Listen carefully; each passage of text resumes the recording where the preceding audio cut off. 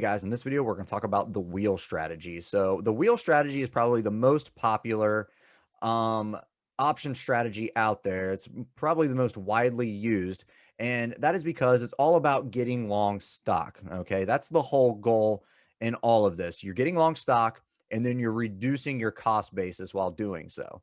So that's really all it is in a nutshell. But we'll show you how to put it on here. So we already talked about short puts and we talked about covered calls. And that's all that the wheel strategy is when you think about it. Okay. It's just a kind of a two-part strategy, and it's just using short puts and then a covered call.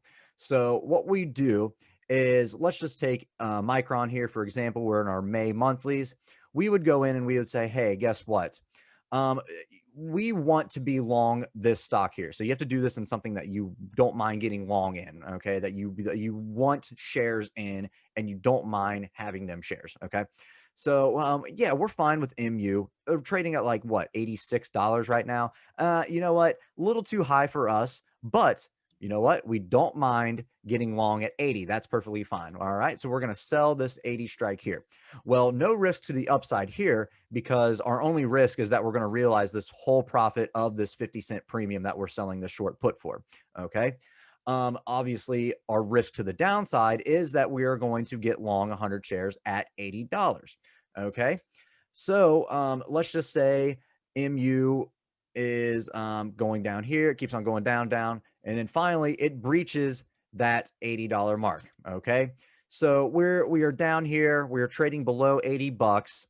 And now we just got assigned on our short puts. So we didn't mind doing this because we knew our loss already, and we were perfectly fine with getting 100 shares. We didn't want to buy up here at 86 anyway, but 80 we were perfectly fine with. So even though we had a nice pullback in MU below that $80 mark, we are still going to get assigned on that short put at 80, and we're going to have to purchase 100 shares of stock of MU at that 80 strike.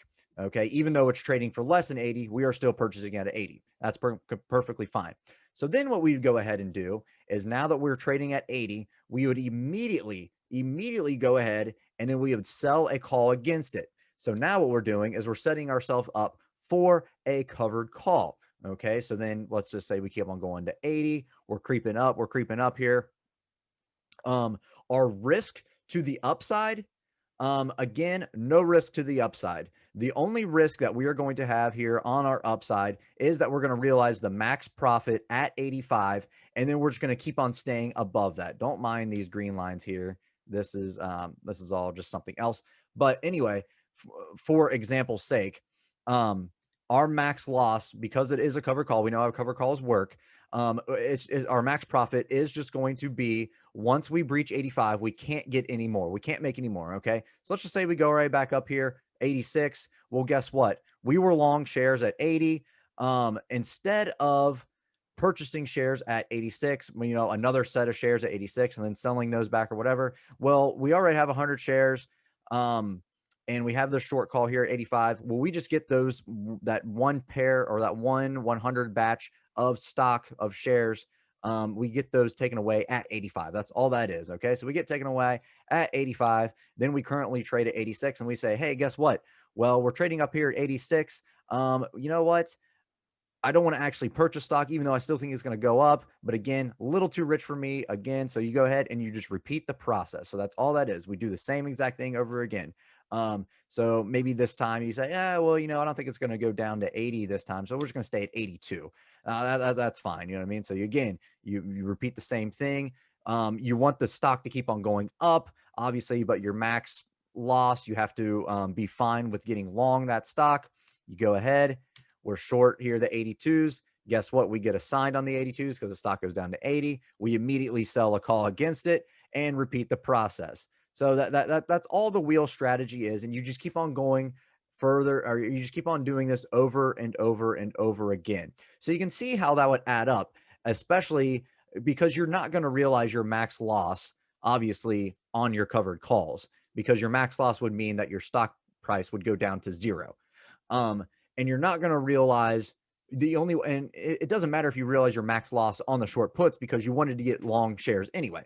So again, see how it kind of works out, because the max loss on the one side, it's very much not going to happen, right? The stock's not going to go to zero by, you know what I mean, a month or two out.